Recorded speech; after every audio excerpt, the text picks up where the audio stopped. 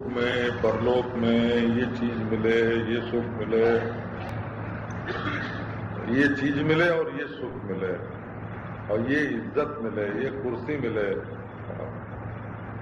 तो देह वासना, लोक वासना और शास्त्र वासना, ये तीनों ज्ञान में रुकावट डालते हैं, वो अड़चन है, प्रतिबंधक।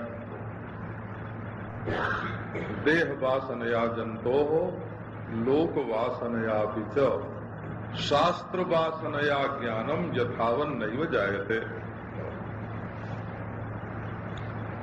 ये बात है।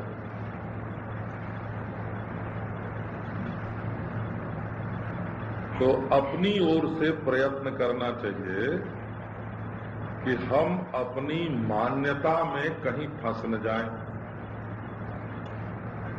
अपनी बुद्धि से हिप्नोटाइज न हो जाएं।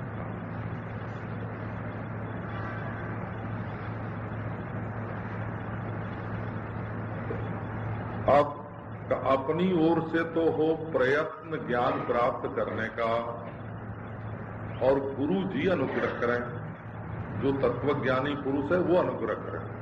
और अनजान गुरु अनुग्रह करके भी क्या करेगा?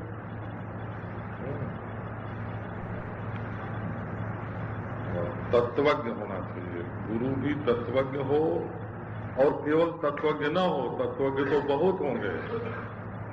अनुग्रह करे अपने ऊपर, अपना हो और अपनी ओर से प्रयत्न हो।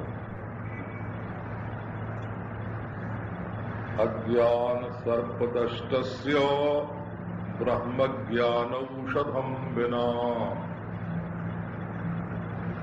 किमु वेदैश्च शास्त्रैश्च किमु मंत्रैः किमौषधैः।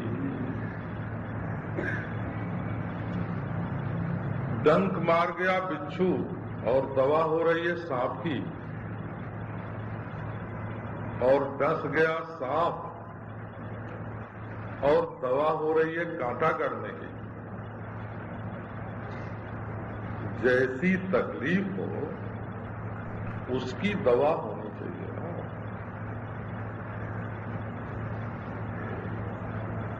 और ठीक है, किसी को जरूरत थी आम के पेड़ की, उसको पल्लव लेना था कलश में लगाने के लिए,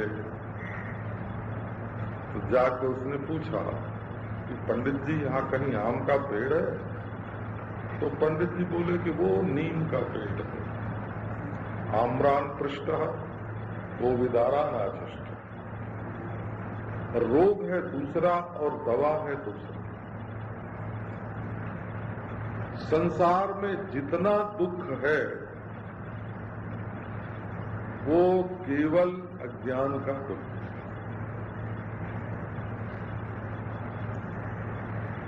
मृत्यु का दुख है, वियोग का दुख है,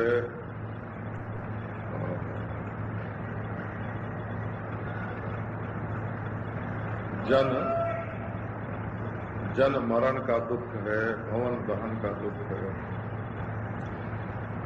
ये सब दुख अज्ञान से ही होता है, बल्कि ये व्याप्ति है, वो व्याप्ति, इसको व्याप्ति बोलते हैं।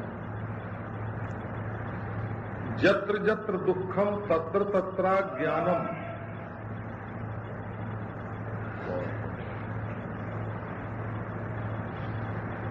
जहां जहां दुख है वहां वहां ज्ञान व्यापक है। दुख व्याप्य है और अज्ञान व्यापक है। अज्ञान व्याप्य दुख है। कोई दुखी हो और अपने को समझदार मानता हो कि हम बड़ी समझदारी से दुखी हो रहे हैं, तो समझदारी से जो दुखी होगा वो तो ढोंगी होगा, वो तो दुख का ढोंग करेगा।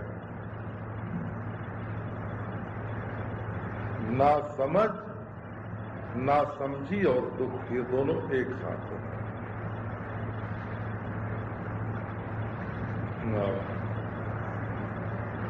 प्रज्ञापराध एव एषः दुःखमिति यत्।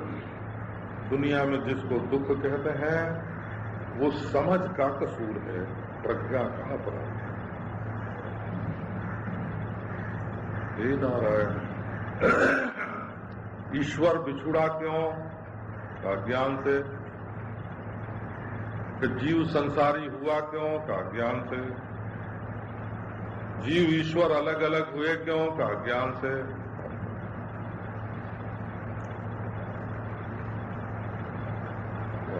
ये जो हमारे मन में आता है ना, कभी कभी हम सबसे एक हो जाए, कभी आता है सबसे अलग हो जाए। हाँ, ऐसा भी आता है, क्योंकि आत्मा सबसे निराला है, असंग है, निरपेक्ष है, तो सबसे अलग होने का भी मन में आता है। और कभी कभी ऐसा भी मन में आता है कि सबके साथ मिल जाए, सबका सुख, सबका दुख, सबकी रानी, सबकी सैनी, सबके साथ हम मिल जाएं। तो ये दोनों आत्मा के स्वरूप।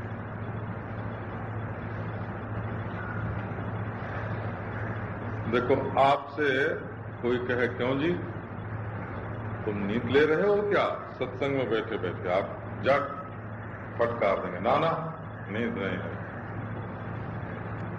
क्यों? बोले नींद आपका स्वरूप नहीं है। अच्छा, तो कहें कि तुम पापी हो, जब बोलोगे ना मैं पापी नहीं हूं। अच्छा, कोई कहे बेवकूफ हो, तो कहोगे ना ना हम बेवकूफ नहीं है। क्यों? कि असल में तुम निर्मल हो, मल तो दूसरा तुम्हारे ऊपर आरोपित कर रहा है। तुम ज्ञान स्वरूप हो, अज्ञान तो तुम्हारे ऊपर आरोपित कर रहा है कोई, तुम्हारा स्वरूप नहीं है।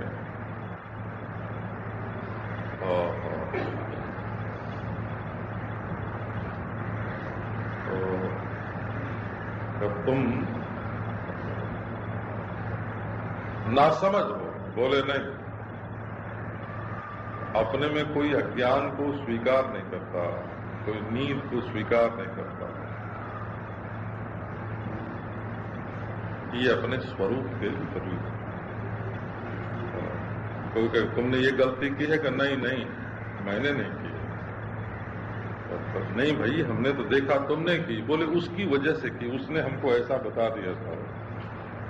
हमारे मित्र लोग हैं ना, वो कहते हैं हमने तो उसके कहने से की। लो, अच्छा, तो पर प्रत्यय ने बुद्धि हुए ना समझ तो हुए। तुमने समझ के गलती की होती तो एक बात भी होती कि हाँ भाई तुम समझदार हो। तो अपने में गलती कोई नहीं मानता, गलती को दूसरे के ऊपर डालता है, क्योंकि गलती अपना स्वरूप नहीं। तो जो अपना स्वरूप नहीं है उसको अपना मान लेने के कारण हम दुखी होते हैं। और उसको अपना स्वरूप क्यों माना? हड्डी को अपना स्वरूप माना, चाम को अपना स्वरूप माना, नाखून को, बाल को।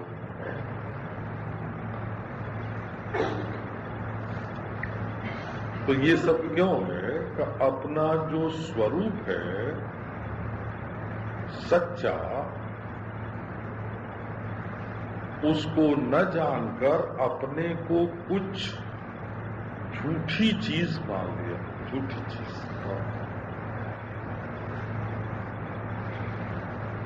तो अज्ञान के सांप ने तुम्हें डस रखा है। अपने आत्मा की पूर्णता को तुम नहीं जानते।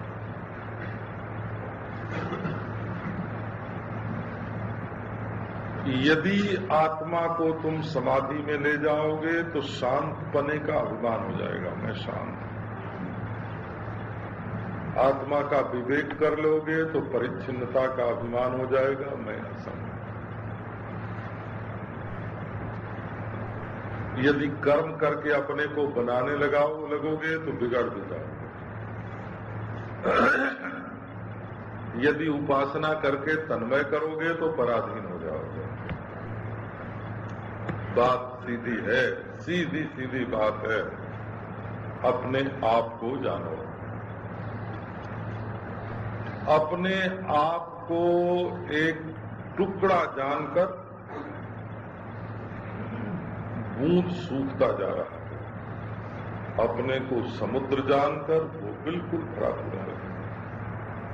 ब्रह्म ज्ञानौषधम बिना किमु वेदैश्च शास्त्रैश्च, यदि ये दवा नहीं मिली।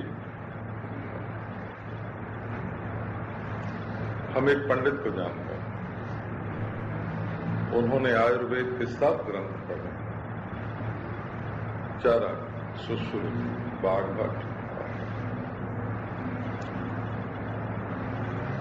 उन्होंने भाव प्रकाश, माधव निदान, सारंग दर्शन का, कश्यप संहिता, सब प्राचीन ग्रंथ पढ़े, बड़े विद्वान और पढ़ाने में इतने निपुण, आयुर्वेद पढ़ाने में इतने निपुण महाराज की क्या पूछना।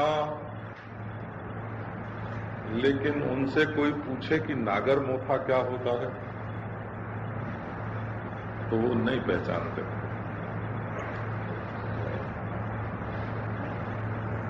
वो गिलोय तक नहीं पहचानते। तो वो आयुर्वेद का ज्ञान किस काम का? किमु वेदैश्च शास्त्रैश्च,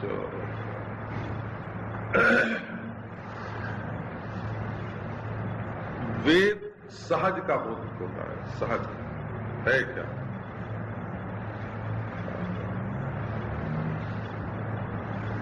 शास्त्र क्या करें क्या न करें, कर्म शास्त्र जो है वो हम क्या करें क्या न करें समझाता है, और ज्ञान शास्त्र ये ऐसा है, ये ऐसा है, ये ऐसा है समझाता है।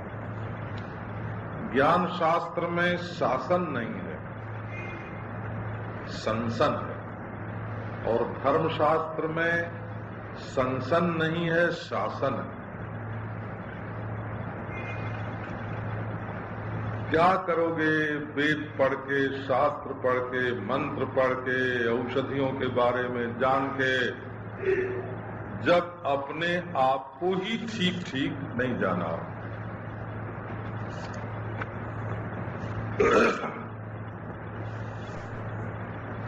न गच्छति बिना पानम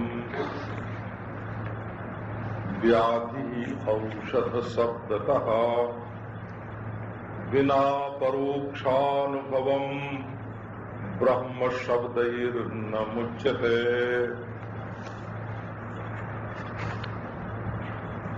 शरीर में कोई व्याधि है, ये दृष्टांत।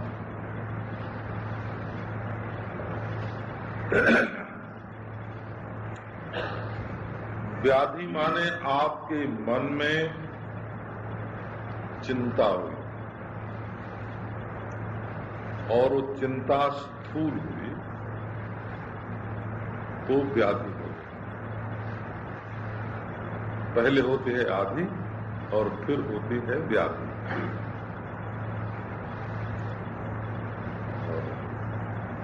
ये आपको एक बात हम सुना दें। जैसे कोई कहते हैं ना कि योग से शरीर में ये रोग नहीं होता, ये रोग नहीं होता, ये रोग नहीं होता, तो वो भी होता है। सूर्य नमस्कार करो, योगाभ्यास करो तो शरीर में ये रोग नहीं होगा, तो ठीक बात है। आंखें घुमाने का भी एक व्यायाम होता है जिससे आंख में रोग ना हो। हाथ पांव के संचालन की भी एक रीति होती है जिससे हाथ पांव में रोग न हो। कैसे कैसे उठना बैठना, मोर की तरह मयूरासन कर लो, ऊंट की तरह उष्ट्रासन कर लो। तो ये ठीक है कि योगासन करने से, प्राणायाम करने से शरीर के रोग निवृत्त होते हैं। ये बात मैं मानता हूं, बोला मानता हूं, जानता हूं, अनुभव करता हूं। पर हमारे जो शास्त्र है ना प्राचीन, उनका अभिप्राय ये नहीं था कि हम करें योग और उससे फल लें बाहर स्थूल। उनका अभिप्राय है कि हम बाहर करें योग और भीतर उसका फल उत्पन्न हो। फल हमेशा वृत्त्यात्मक होता है। तो जब से ये साइंस युग, वैज्ञानिक युग आया ना, ये तो भौतिकवादी है, तो ये कहता है हम जो कुछ करेंगे उसका फल हमारे शरीर में उत्पन्न होगा। और हमारे महात्मा लोग कहते थे कि हम जो कुछ करेंगे उसका फल हमारे मन में उत्पन्न होगा, और मन में उत्पन्न होकर शरीर में आवेगा। तो ये तो महाराज धारा ही बदल गई।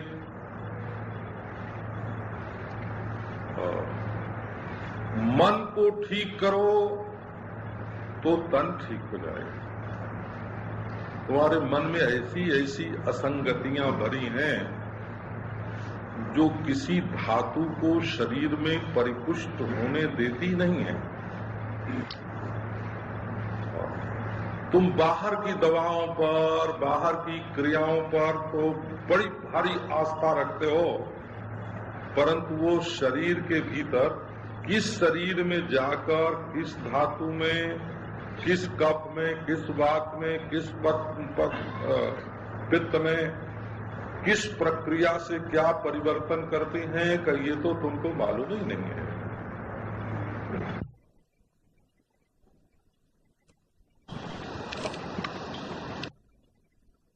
शरीर में कफ, वात, पित्त जो धातुएं हैं वे विषम हो जाते हैं,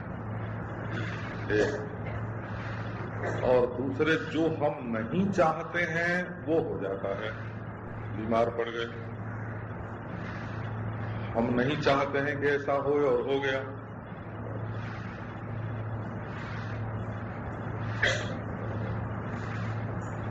और ईश्वर की कृपा से, और जो हम चाहते हैं वो न होने,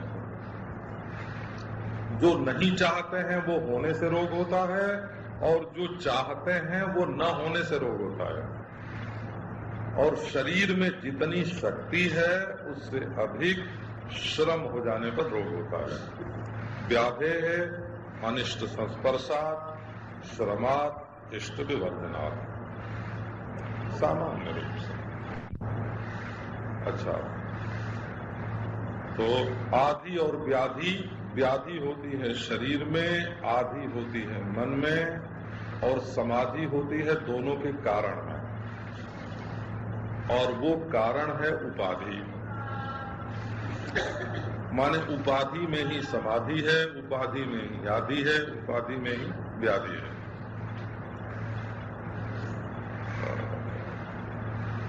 वो एक बच्चा शीशे के सामने बैठा था और शीशे में अपनी तस्वीर देख रहा था, तो किसी ने चाकू लेके शीशे में जो उसकी तस्वीर दिखती थी ना उसकी तरफ किया, और ये बच्चा को बड़े जोर से चिल्लाया। उसने सोचा कि ये चाकू शीशे की तस्वीर में नहीं लग रहा है, हमको लग रहा है ना। तो ये संसार के जितने दुख हैं, जितने संयोग हैं, वियोग हैं, उन्नति है, अवनति है, राज्यों का उत्थान है, पतन है, ये सब का सब ये उपाधि का खेल है। ये उदय और ये लय, उदय और विलय, ये सब उपाधि में होता है। हमने तो अपने आप को भुलाकर जो दिखता है ना शीशे में, अंतःकरण के सात्विक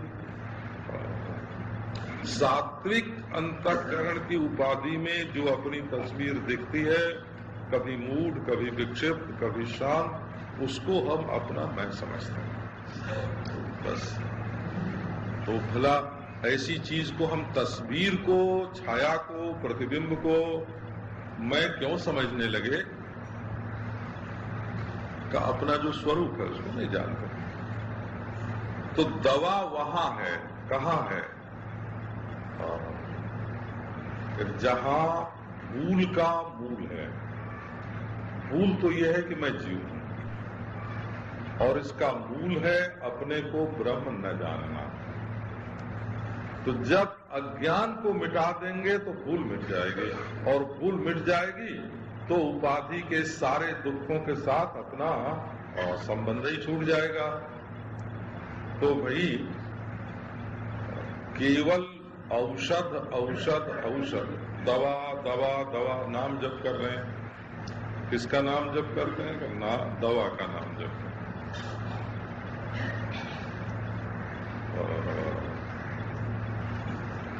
जब दवा पियोगे तब रोग मिटेगा। केवल दवा दवा का जप करोगे, आप जानते हो ना, ये तो आपने सुना होगा। एक बालक एक दिन रात को जब जगा तो हाथ जोड़ रहा था, हे प्रभु, जापान की राजधानी मास्को बना दे।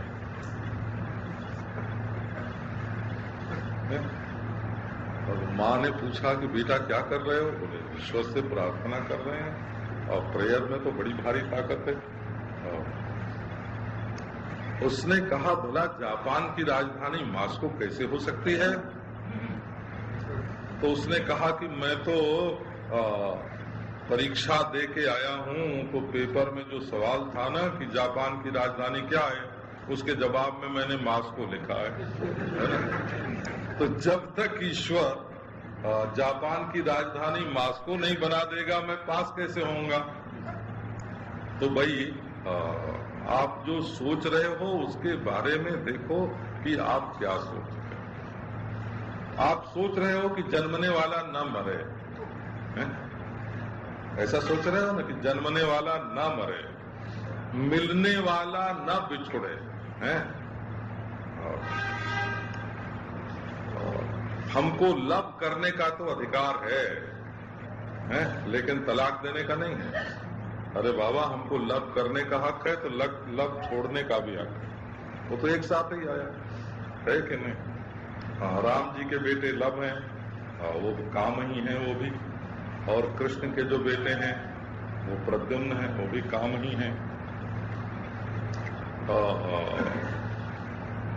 ये तो अगर तुम्हें प्रेम करने का हक है तो त्याग करने का भी हक है। बिल्कुल। ये तो संसार के संबंध जो हैं वो होते हैं, छूटते हैं। औषध माने होता है जो हमारे शरीर के दोषों को मिटा दे और गुणों का आदान करे।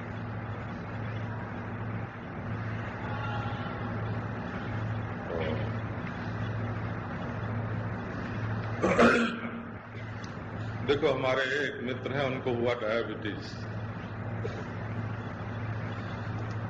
तो डॉक्टरों ने उनको बताया कि तुम घी की चीज खाया करो, खाने में कोई हर्ज नहीं। वो मिले हमको तो हमसे भी बोले कि तुमको डायबिटीज है तो क्या घी की चीज खाया करो, घी में बड़ी ताकत है, बड़ा बल है। अब बात क्या हुई आप देखो, वो तो थे बहुत दुबले पतले, कमजोर थे, है ना? तो उनको तो डायबिटीज में घी नुकसान नहीं करता था, और मैं था मोटा, है ना? तो डायबिटीज में हमको घी नुकसान करता। घी का गुण जो है वो ठीक है, परंतु वो किसके लिए है किसके लिए नहीं है ये देखना पड़ता है। अब एक हमारे मित्र थे नारायण, वो प्राकृत चिकित्सक थे। हो तो कोई भी उनके पास जाए तो वो झट प्राकृत चिकित्सा शुरू कर देते थे।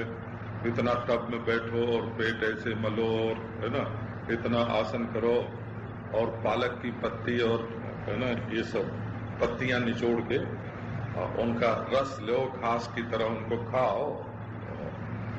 अब वो तो थे पहले से ही दुबले पतले बेचारे, कमजोर। 21 दिन की चिकित्सा में तो वो बिल्कुल खाट पर पड़ गए, उठने की ताकत ही नहीं रही। तो शरीर में ताकत हो और मांस भी हो, तो मांस को घटाने के लिए ताकत कम न हो जाए, इसका ध्यान रखते हुए उपवास की चिकित्सा और प्राकृत चिकित्सा चलेगी। यदि रोगी के अधिकार की परीक्षा नहीं होगी तो औषध की परीक्षा बिल्कुल भौतिक हो जाएगी। इसी से पेटेंट दवाएं जो हैं वो खाने में डर रहता है, डॉक्टर से सलाह लेके खाना चाहिए, बाजार में से पेटेंट दवाएं खरीद के नहीं खाना चाहिए। तो कभी जप कर रहे हैं क्या कि दवा दवा दवा दवा, जप करने से काम नहीं बनेगा, दवा पीनी पड़ेगी। तो बोले ठीक है, रोग की निवृत्ति के लिए दवा का सेवन करना पड़ता है। तो बिना परोक्षानुभवम ब्रह्म शब्दैर्न मुच्यते। एक सज्जन है और ब्रह्म ब्रह्म ब्रह्म ब्रह्म बोल रहे हो, बोलते रहते हैं ब्रह्म। अब ये ब्रह्म महाराज यदि जाने बूझे बोला जाए तो ये क्या होता है आपको बता दें, है?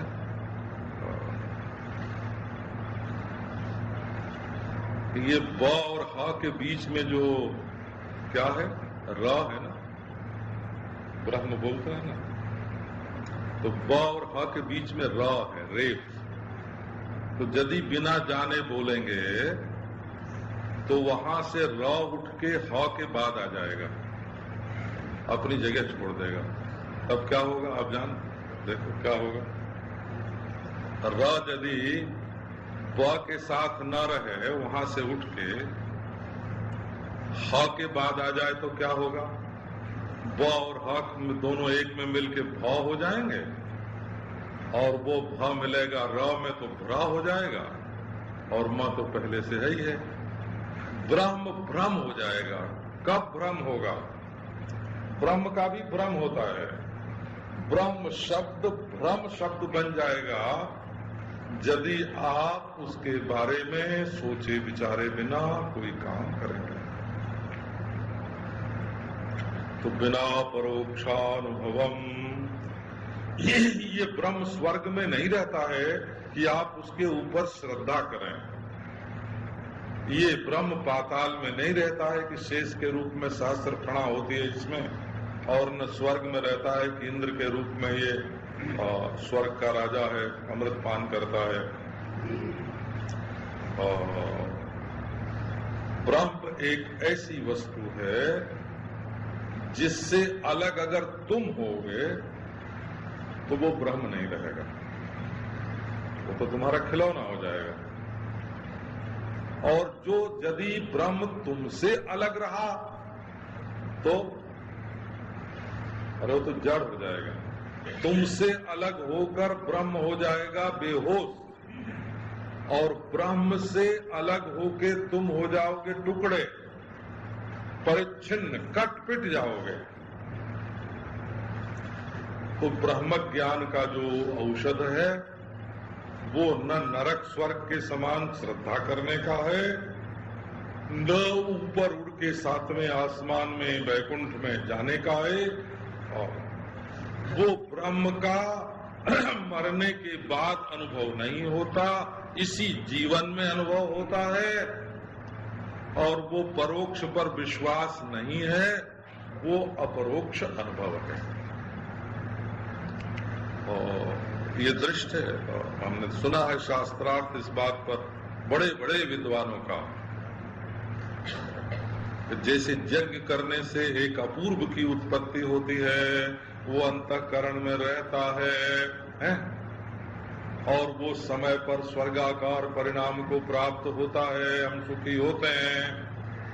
ये ब्रह्म ऐसी चीज नहीं है। ब्रह्म है ना, हाथ कंगन को आरसी क्या, अपरोक्षानुभव का अर्थ है हाथ कंगन को आरसी क्या।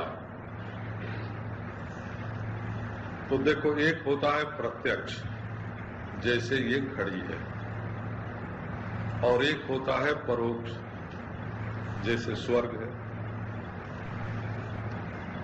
और एक होता है अपरोक्ष, वो क्या, जैसे अपनी आंख है। स्वर्ग में विश्वास को लगाओगे, ज्ञान में जब विश्वास की छौंक लगाओगे हैं, तब उससे स्वर्ग की सुगंध का अनुमान होगा, मालूम होगा। और जब ज्ञान में आंख का चाम लगाओगे, आंख की पुतली लगाओगे, तब घड़ी मालूम पड़ेगी। तो न तो विश्वास, अब आंख हमारे है कि नहीं, इसमें न विश्वास जोड़ने की जरूरत है और न अपने साथ चाम जोड़ने की जरूरत है। हमको मालूम, हम तुमको देख रहे हैं, तो आंख है अपरोक्ष, स्वर्ग है परोक्ष, घड़ी है प्रत्यक्ष, आंख है अपरोक्ष। अच्छा, हमारे मन में काम है कि क्रोध है कि लोभ है, ये कहीं पोथी में रजिस्टर में देख के निश्चय करोगे? रजिस्टर में लिखा है भाई कि तुम्हारे हृदय में काम है, तो काम हो जाओ, काम आ जाए। रजिस्टर में लिखा है कि तुम्हारे हृदय में क्रोध है। अपने आप का निरीक्षण करने के लिए दस्तावेज की जरूरत नहीं पड़ती कि ये लिखंत प्रमाण से सिद्ध है, और न दूसरे की गवाही से सिद्ध होता है। अदालत में कोई मुकदमा होता है ना, तो या तो दूसरे लोग कहें कि हम चश्मदीद गवाह हैं, हमने देखा है, हमारे सामने ये हुआ, और या तो दस्तावेज दिखावें कि ये हस्ताक्षर है। अच्छा, हमारे मन में काम है कि क्रोध है कि लोभ है, इसमें किसकी गवाही की जरूरत है? कोई गवाही देगा तब मानेंगे।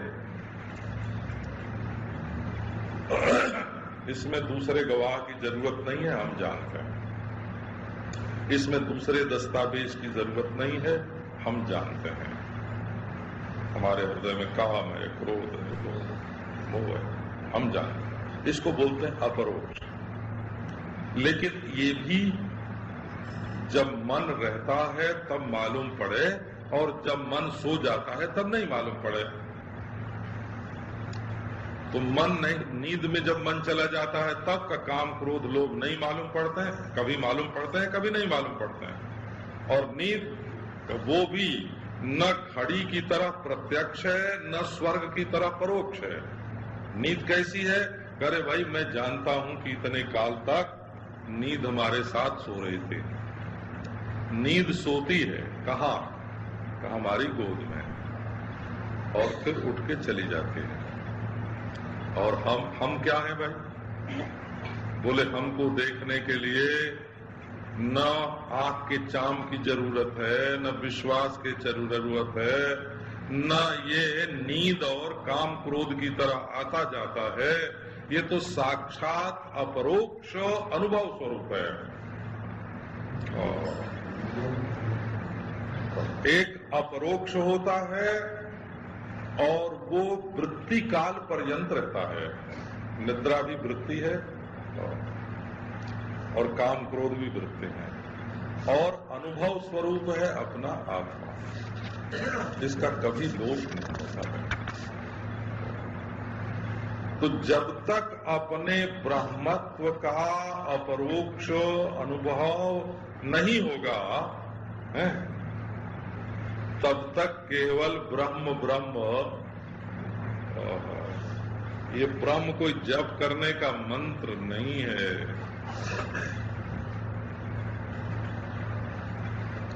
ये ब्रह्म कोई स्मरण करने की वस्तु नहीं है, ब्रह्म कल्पना की वस्तु नहीं है, ब्रह्म देखने की वस्तु भी नहीं है, ब्रह्म घड़ी के समान देखने की वस्तु नहीं है, और स्वर्ग नरक के समान विश्वास करने की वस्तु नहीं है, और दूसरे के मन की तरह कल्पना करने की वस्तु नहीं है, पहले देखे हुए के समान स्मरण करने की वस्तु नहीं है, और ये प्रत्यक्ष घटी आदि पदार्थों से विलक्षण है,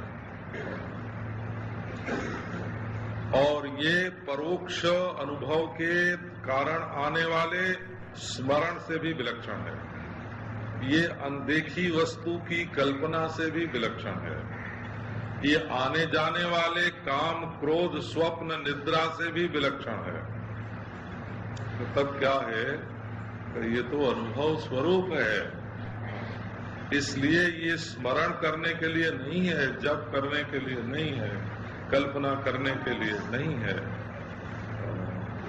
ये तो अनुभव स्वरूप है। भवम भवम इति अनुभवम। जो कुछ होता है, आप लोग कभी उपनिषद पढ़ते होंगे, उसमें एक मंत्र आता है, प्रतिबोध विदितम मतम अमृतत्वम ही बिंदते। केन उपनिषद में प्रतिबोध विदितम मतम। ये घड़ी है, घड़ी का ज्ञान हुआ, और ये किताब है, ये किताब का ज्ञान है। ये लाउड स्पीकर है, ये लाउड स्पीकर का ज्ञान हुआ। ये स्त्री है, स्त्री का ज्ञान है। ये पुरुष है, ये पुरुष का ज्ञान हुआ।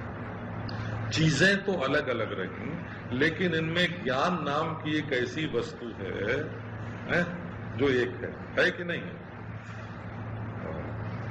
स्त्री अलग है, पुरुष अलग है, घड़ी अलग है, किताब अलग है, लाउड स्पीकर अलग है, लेकिन ज्ञान एक है।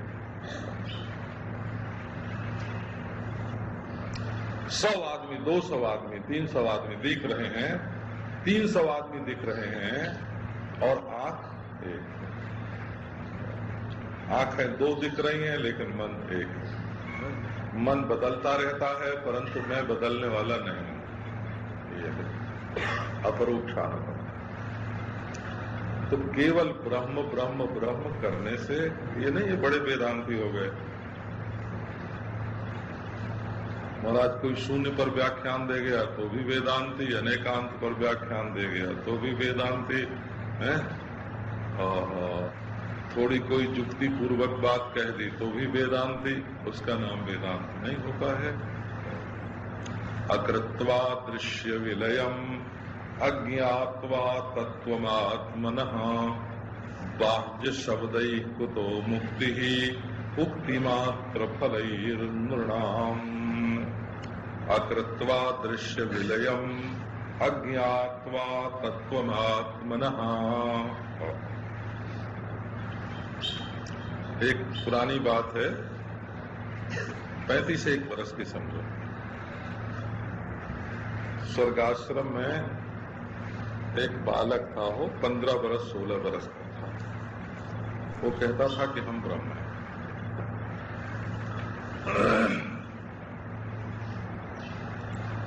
तो वो कहता था हम ब्रह्म हैं, हमारी जो मर्जी होगी सो करेंगे, कोई रोकने वाला क्या है।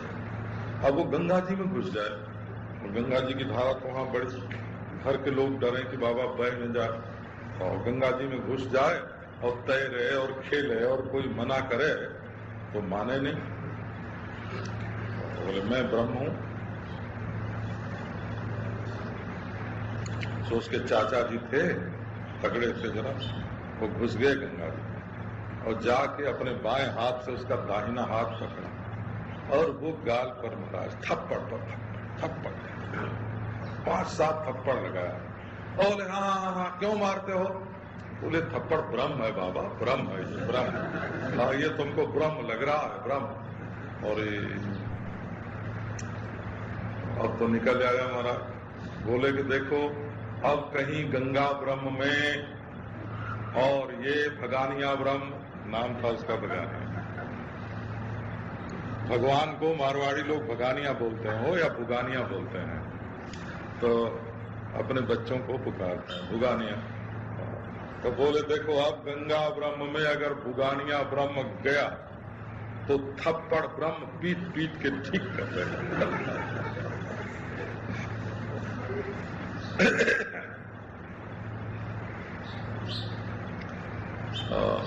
एक बालक था 16-17 बरस का, उन दिनों में था, अब तो बड़ा हो गया। तो वो कहता था मैं ब्रह्म। अब उससे महाराज कोई कितनी भी जिरह करे,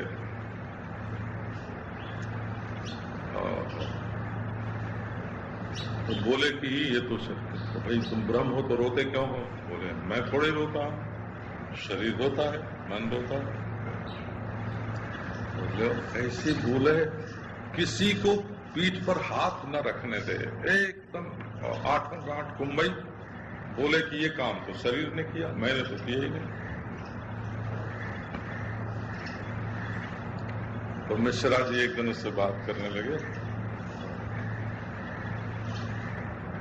तो उसके बोले भाई कि देखो तुम तो हंस रहे हो और वो रो रहा है, तो जो तुम हो वही वो कैसे होगा? बोले कि नहीं, तो शरीर उसका रो रहा है, मन रो रहा है, मैं हंस रहा हूं, मन हंस रहा है, इसमें आत्मा की क्या बात? उसने कहा देखो वो मानता है कि मैं दुखी हूं और तुम मानते हो कि मैं सुखी हूं, तो दोनों दो हुए कि नहीं? अब वो महाराज एक जगह जिरह करते करते मिश्रा जी ने उसको पकड़ ही लिया, मान लिया उसने कि हाँ वो अलग है और मैं अलग। तो ये बच्चों का खेल नहीं है कि अरम अरम बरम बरम करते रहे।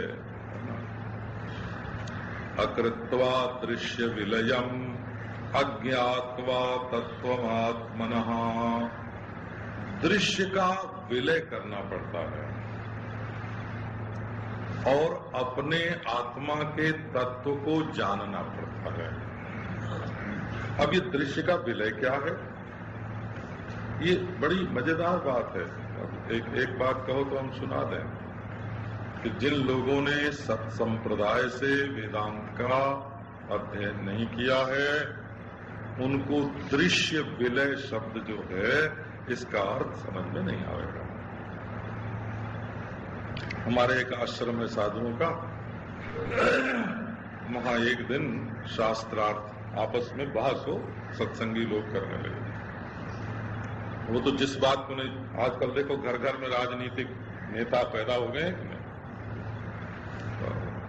ऐसी ऐसी राजनीति की आलोचना वे लोग करते हैं जो राजनीति का ख भी नहीं जानते हैं, है कि नहीं? ऐसे ब्रह्म ज्ञान में जो लोग ब्रह्म की परछाई भी नहीं पहचानते हैं वो भी ब्रह्म की आलोचना करते हैं। क्या हुआ कि बोले भाई ये घड़ा जो होता है ये माटी है, ये बात कैसे मालूम पड़े? तो बोले कि लाओ घड़े को फोड़ दें, माटी की माटी। अरे तो घड़ा फूटने पर न वो माटी होगी, जब तक घड़ा है तब तक घड़ा है और घड़ा फूट जाएगा तो माटी हो जाएगी।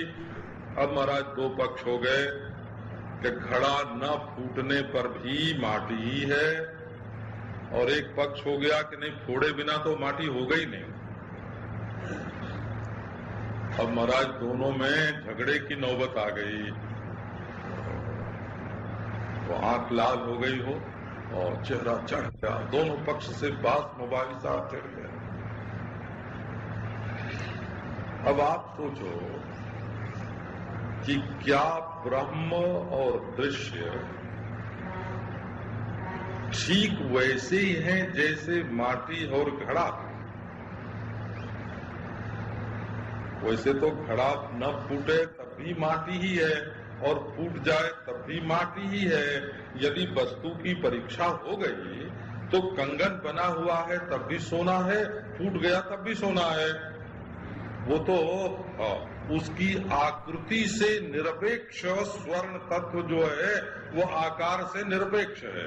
वो सिल्ली है तब भी और गला हुआ है तब भी, वो कण कण है तब भी, जेवर है तब भी, सोना तो सोना है। लेकिन दृश्य विलय क्या है? असल में जिसकी समझ में सोना और जेवर अलग अलग हो गए हैं उसकी समझ से सोना और जेवर का जो अलगाव है उसको मिटा देना, अलगाव को मिटा देना, समझ में मिटाना पड़ेगा।